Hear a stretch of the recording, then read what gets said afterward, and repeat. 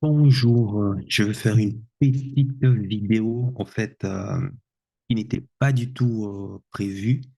C'est notamment par rapport à la victoire justement de l'armée malienne.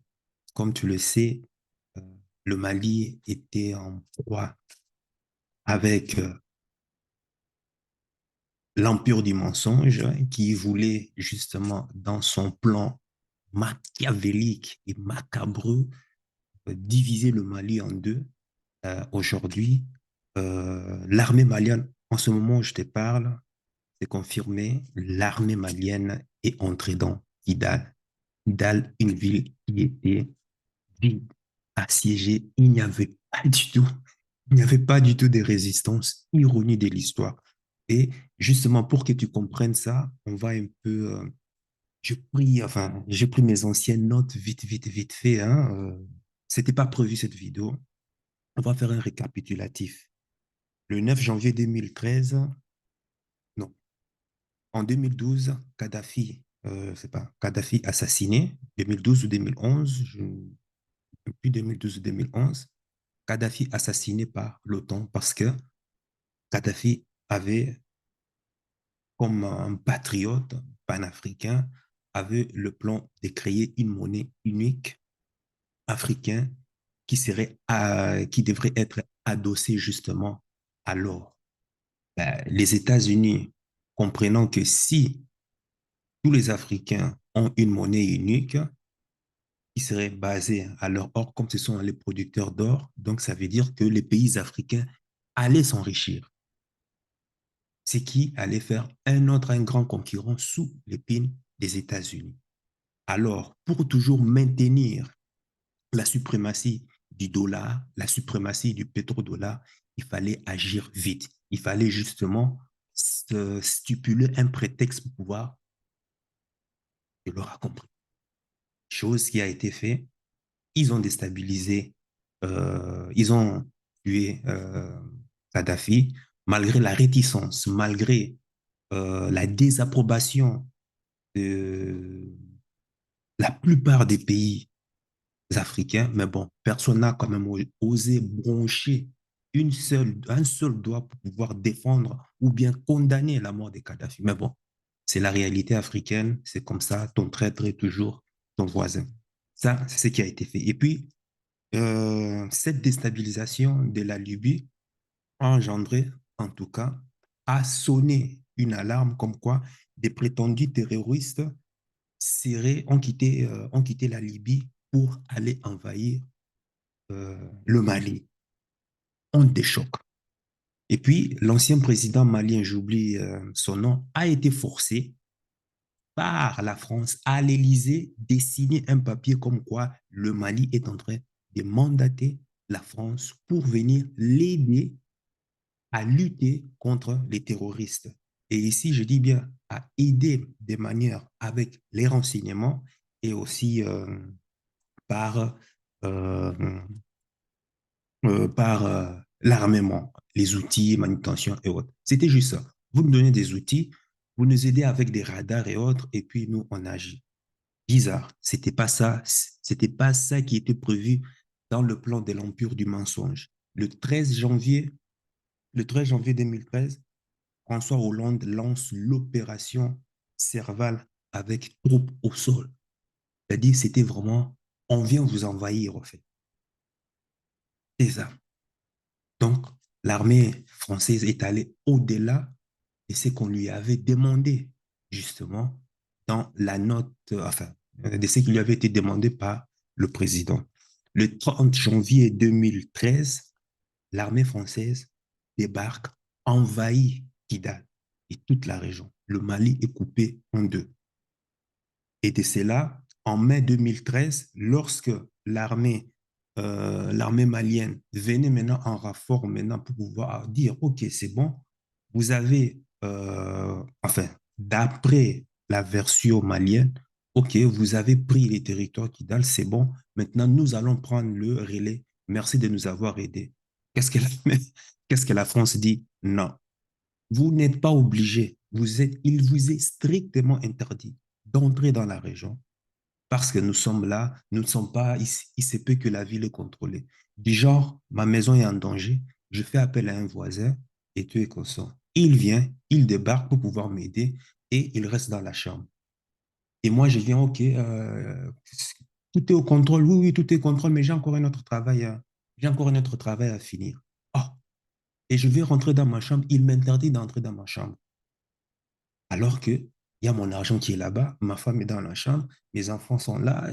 Mais comment est-ce que tu me... Non, non, non, non, tu restes là-bas, tu restes là-bas.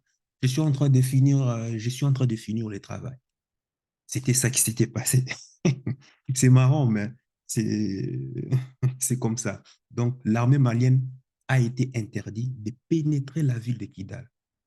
Et parmi les soldats qui avaient été refoulés, un certain colonel Assimi Goïta faisait partie de la troupe. Mais le destin n'avait pas dit son dernier mot parce que le destin guettait, le destin guettait. Et il avait déjà prévu un plan pour le colonel Assimi Goïta. C'est ces jours-là aussi qu'il a été découvert que, en fait, que l'armée française et ses mercenaires, la troupe, la légion étrangère, n'étaient pas là, au fait, pour pouvoir justement mettre fin au terrorisme.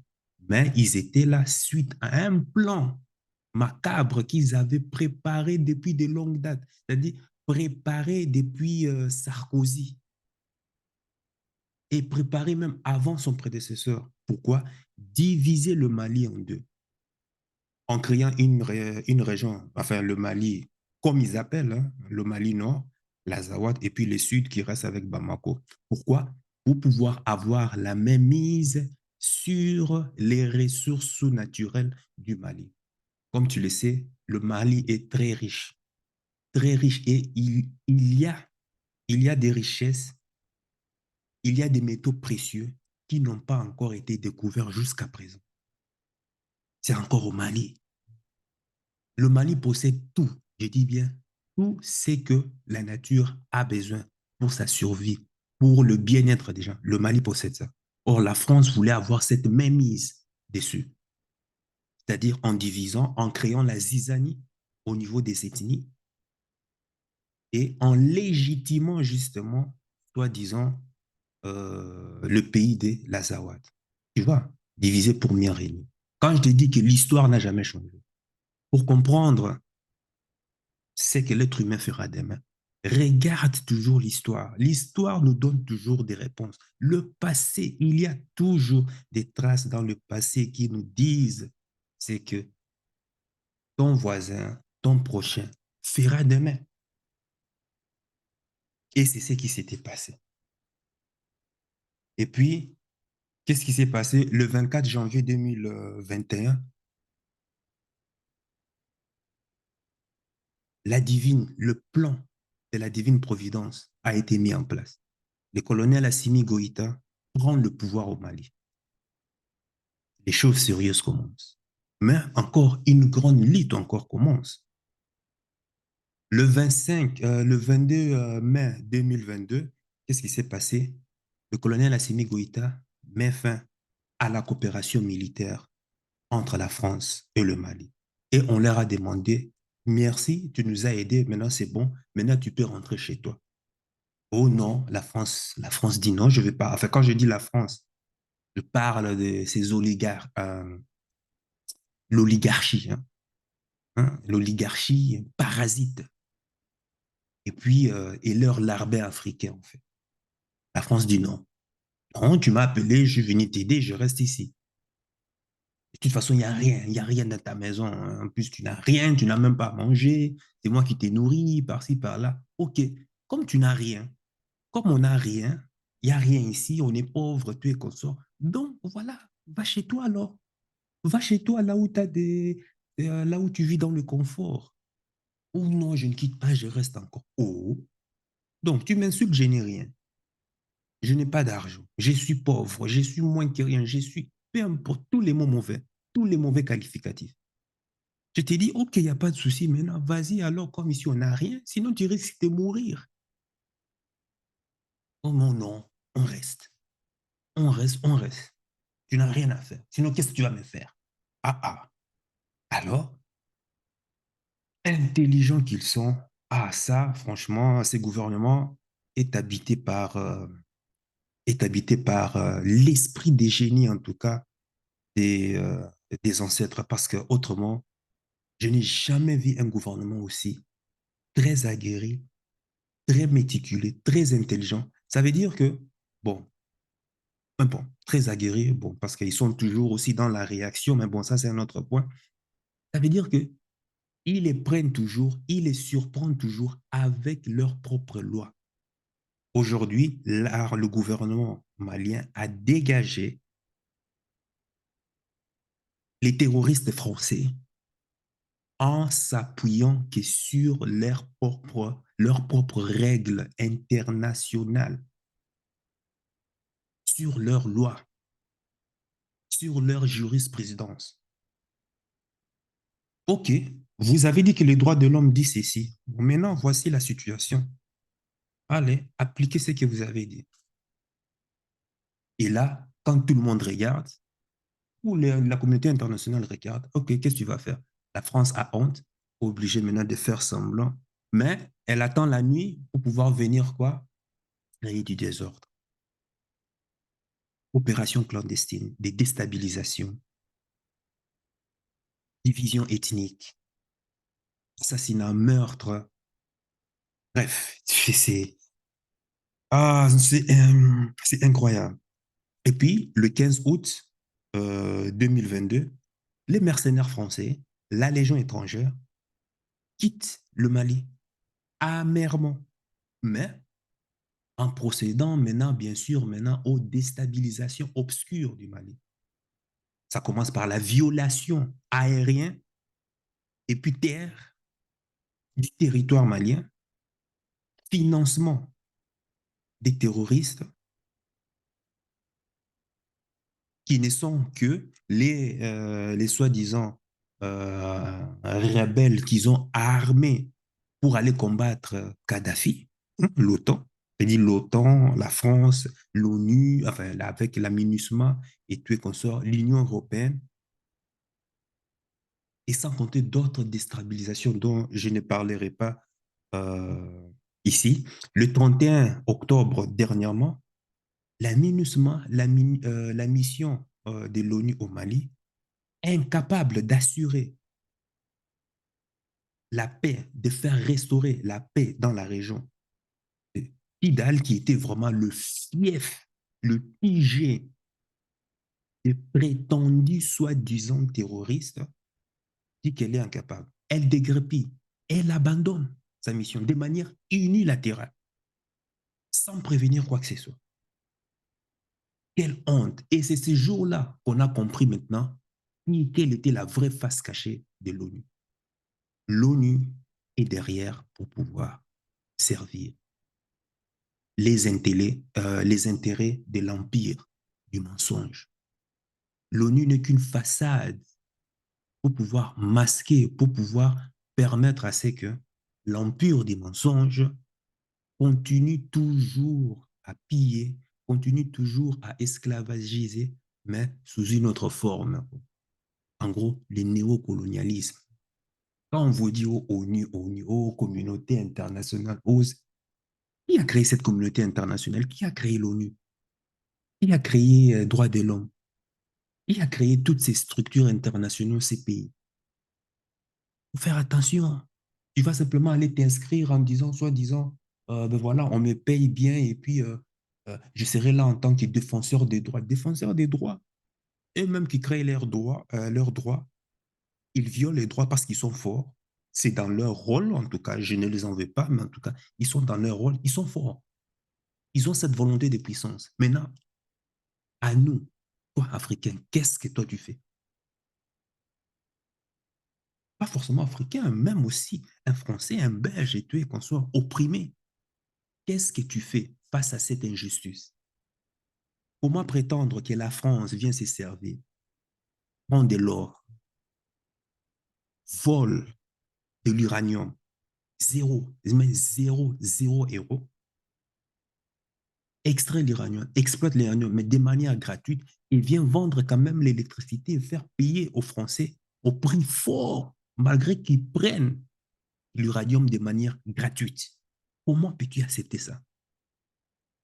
Moi, quand je prends quelque chose de gratuit, quand je viens, je vais quand même le répartager quand même à un prix, à un prix des bons samaritains, en fait. Mais non, comme ils ont la haine, comme ils ont euh, cette envie de toujours vouloir plus, plus, plus, plus, plus, plus, plus, il faut sodomiser les citoyens, le prolétariat français jusqu'au dernier centime. Ils vendent ça déjà à un prix élevé. Pas comprendre leur état d'esprit. Et puis aujourd'hui, tu l'auras compris, ben, l'armée malienne entre dans Kidal.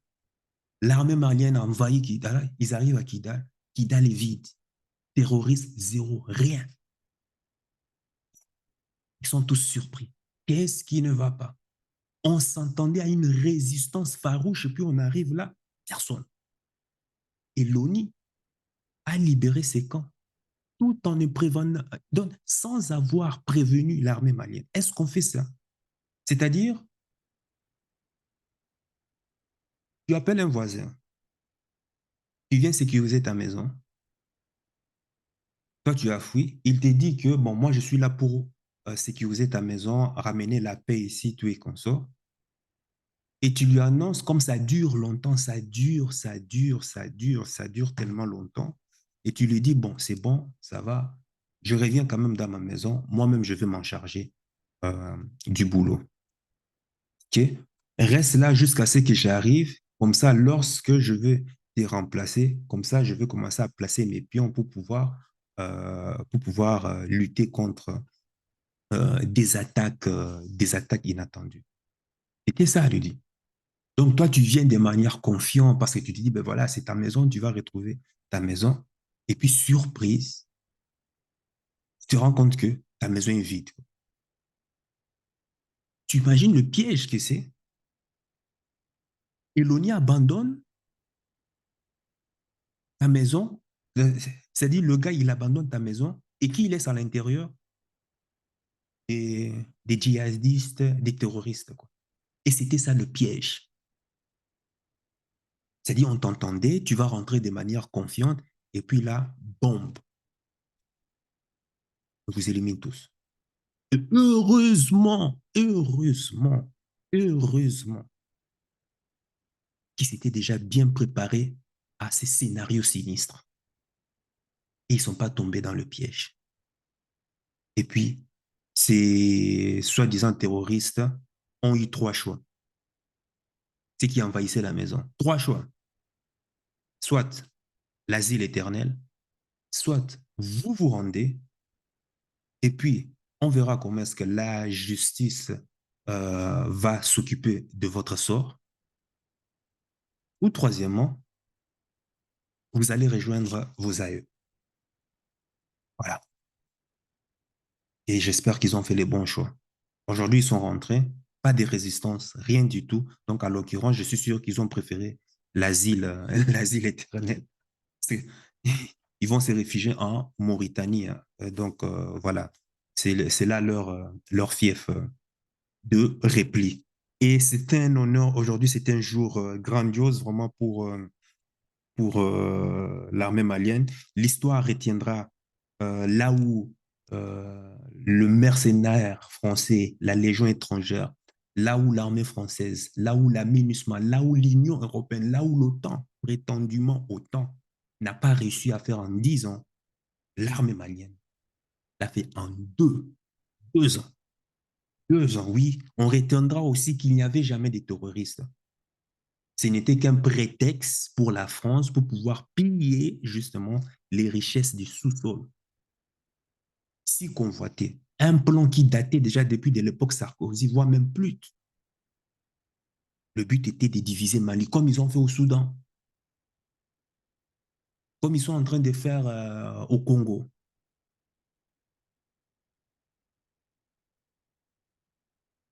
comme ils sont en train de, comment on appelle ça, de faire au nord du Nigeria. C'est comme ils sont en train de faire, pareil aussi, ils sont en train de faire aussi au Niger.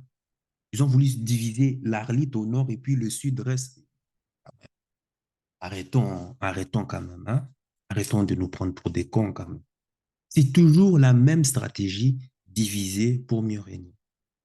On divise ta langue, on divise ton histoire, on divise, on vous divise entre familles, on divise les ethnies, on divise le village dans le but de s'aimer la concurrence entre vous et de là, commencer maintenant à asseoir le contrôle.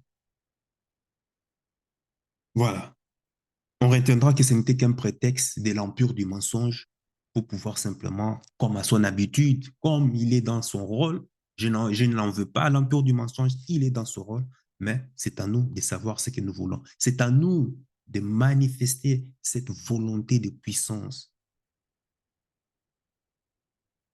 pour pouvoir dire que non, non, je vais réparer mon enclos. Oui, l'enclos était abîmé, la barrière de l'enclos était cassée, et que les animaux sont rentrés dans ma ferme pour pouvoir manger mes brebis, pour pouvoir manger mon bétail, c'est fait. Et qu'est-ce que je fais? Je répare mon enclos et puis il n'y aura plus d'animaux qui vont venir pénétrer. Voilà. Donc, c'est ça qu'il faut. Donc, on entendant aussi que aucun militaire français n'est mort pour la France au Mali. Et ça, je le dirai encore, je le répète, j'en ai fait déjà une vidéo sur ça. Aucun militaire français n'est mort lors de l'opération Serval, lors de l'opération Barkhane. Aucun Français n'est mort. Au 52 ou 50 et quelques militaires. C'est faux. Les militaires qui sont morts là sont morts pour cause d'accidents et puis pour cause des règlements des comptes entre eux. C'était des règlements de comptes en interne. Quelqu'un qui meurt parce que le camion dans le clan, il y avait eu une batterie qui a, je sais pas moi, il y avait eu une batterie qui a sauté et puis en l'occurrence, ça a occasionné des dégâts humains et puis dès là, s'ensuit une mort. Et qu'est-ce que l'armée française, la politique, les politiciens français font?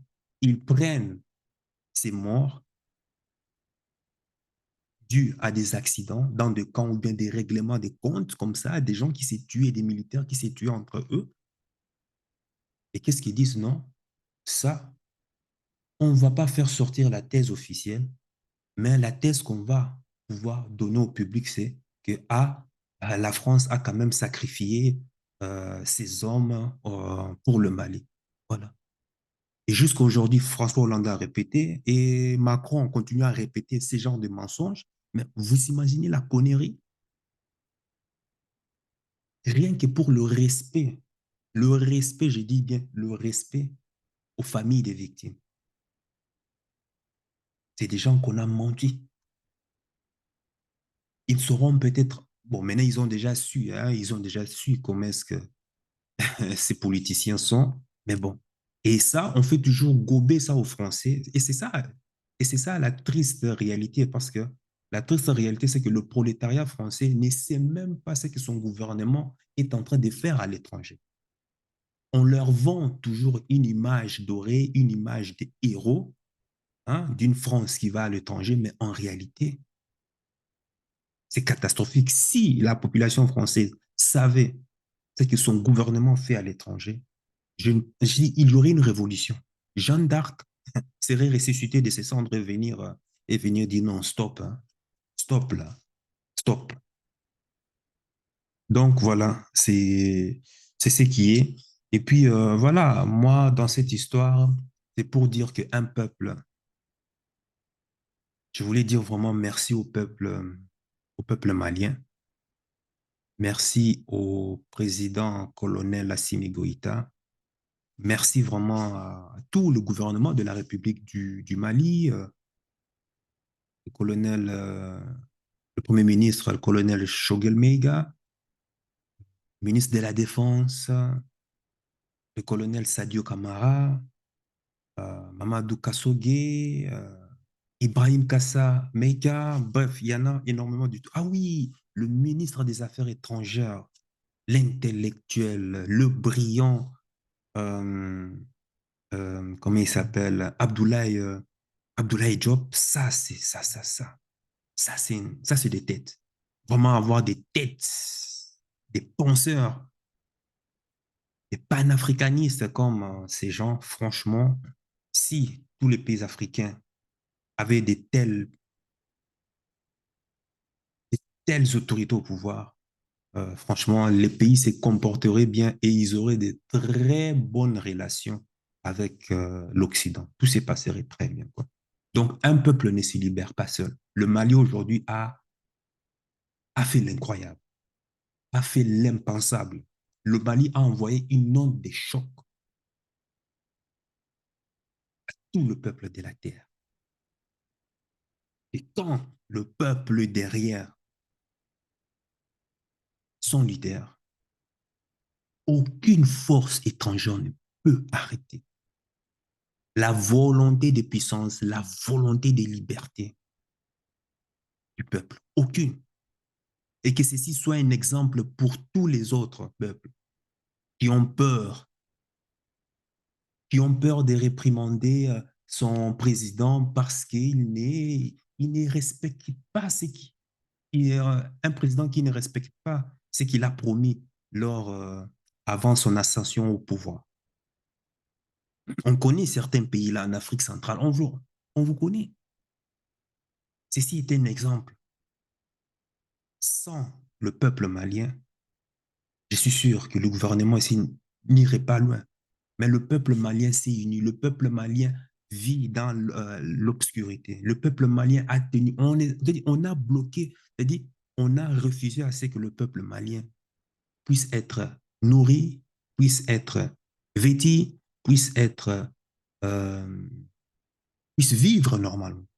Et ils ont tenu. Ils ont dit, on est derrière notre colonel, Assimi Goïta. Ils ont fermé les frontières, ils ont tout coupé, l'argent tout coupé, mais le peuple malien a tenu. Je sais qu'il y avait des traîtres, mais bon, bref, c'est que la majorité a tenu. Ils ont tenu tellement que ceux-là même, c'est-à-dire leurs propres frères, tu dis, voilà, l'Afrique, c'est toujours ton propre frère qu'on envoie pour pouvoir te faire du mal. Pareil aussi lors de l'esclavage, c'est toujours ton frère qui entrait dans le champ, qui entrait dans les savanes pour aller prendre des esclaves et aller venir vendre aux Occidentaux sur les côtes. Ça, ben voilà, ils ont été obligés d'ouvrir les frontières. Pendant qu'ils avaient fermé le Mali, il n'y avait même pas de problème, il n'y avait même pas de djihad, il n'y avait même pas de soi-disant terroristes. Mais à partir du moment où ils ont ouvert les frontières, oh, bizarrement, oh, ça commence par là. Oh, il y a tel qui a commencé. Ah, il y a une attaque. Ah, il y a ceci, il y a cela. Voilà. La volonté unie du peuple, soutenir son leader, mais un leader qui travaille pour les intérêts du peuple. Et tu verras l'onde de choc que le Mali a envoyé. Tu verras comment les autres peuples vont suivre. Tu verras, tu verras. Moi, c'est tout ce que j'avais à dire. Dans le show, hein, franchement, dans le show, dès que j'ai lu la nouvelle sur ORTM Mali, j'ai dit, waouh, c'est ce sujet-là que je vais parler aujourd'hui. Franchement, je suis content. Donc, félicitations à vous. Félicitations pour la liberté, hein, pour cet exemple de d'espoir, cet exemple d'espoir que le Mali maintenant donne à tous ces peuples qui est opprimé. Maintenant, je voudrais que toi, tu me dises dans les commentaires, euh, voilà, parce que je sais que tu es plus intelligent que moi et je sais que tu connais mieux la politique que moi. Et je voudrais aussi ton analyse, ton opinion par rapport justement à la situation qui se passe au Kida. Sur ce, sache que ton cœur sait déjà ce que ton cerveau essaie de comprendre. Suis la voix de ton cœur. Il connaît déjà le chemin. Ciao, ciao.